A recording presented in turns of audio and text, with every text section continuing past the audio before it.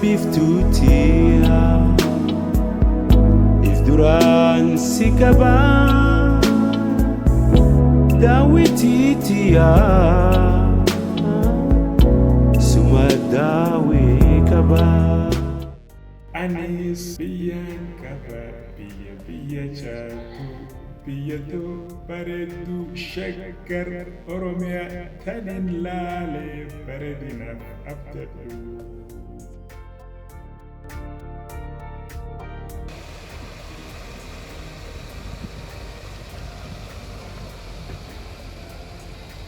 Paarkii kana keessa karaan makiinaan irra deemuuf ta'u akkasuma gartee namillee gartee irra deemu dizaayina bareedaadhaan ijaaramee jiraachuu. Ani gartee kana fakkaatu wanni kun birrii baay'ata xiqqaadhaan waan ijaaramee fakkaatu garuu wanni kana biyya keenya keessatti ijaaramuusaa baay'ee namatti tola. Hanga fedhallee gartee birrii koostii fedhallee kan fixu ta'e maaliif galiin kana boodaan gartee galiin gartee paarkii kana namni seenu hundinuu gartee birrii kafalee seenu jecha akkasuma gartee biyyaafis galii guddaa waan duraaf galchu jecha koostii fedhallee irratti baasanii kan xumuramu ta'e baay'ee waan namatti tolaati.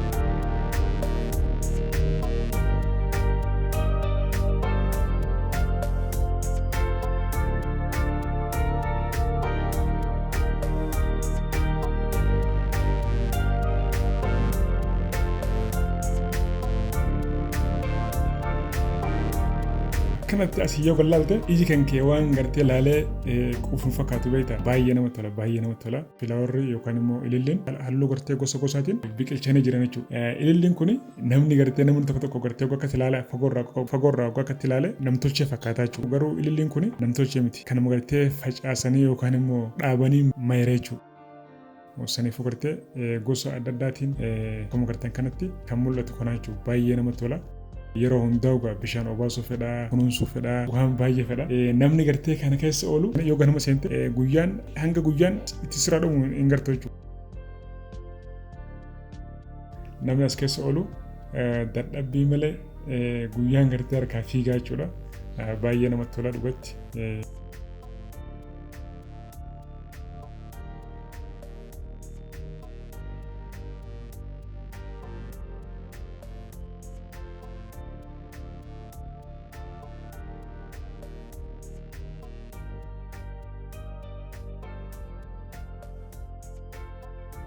Biyya keenya kanas gartee rabbiin nagaa godhee akkuma rabbiin nuuf kennee jaalala rabbiin nuuf kennee rabbiin gartee akkuma gartee paarkiin kun bareedutti hawaasa keenya illee waliif wal bareechee rabbii biyya keenya kanas nagaa haa godhu gammachuu haa fidu jaalala gartee haa fidu tokkummaa haa fidu kanan hawwa.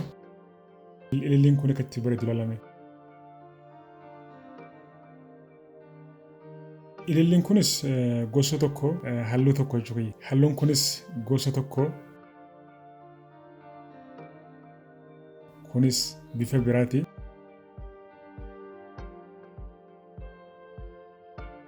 Kunis bifa biraati.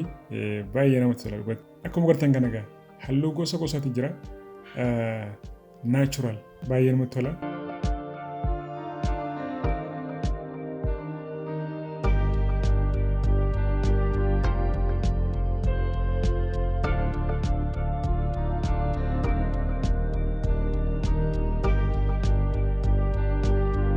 Waan ajaa'ibas ta'u paarkii kana keessa bakka hunda yoo gartee ol seente classic sound jiraachuu viidiyoos keessa dhaabbattee waan waraabatte bakka hunda gartee sagalee sitti iyyachuu kana jira.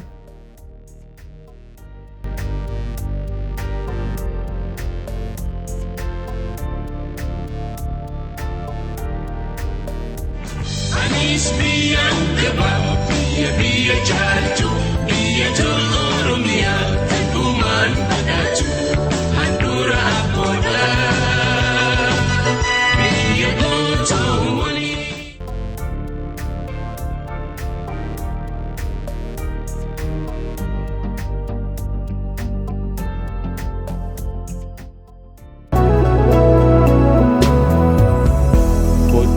biftutia if duran sikaba dawititia suma dawi kaba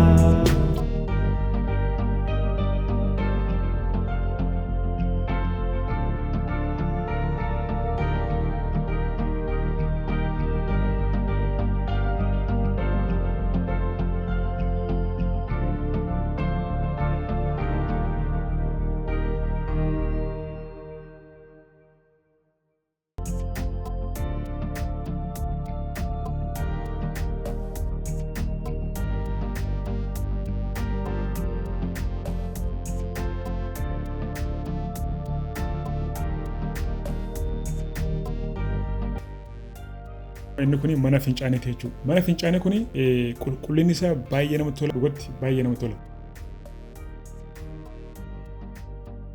Kunis mana bakka fincaaniiti, namoonni gartee dhaabbatee fincaanu asitti dhaabbatee fincaana jechuudha. Dizaayinii kanaa kunis ni jira. Namni gartee taa'uu hin dandeenye akkanumatti ofirraa gartee dhaabbatee fincaana jechuudha. Baay'ee dizaayina bareedaadha.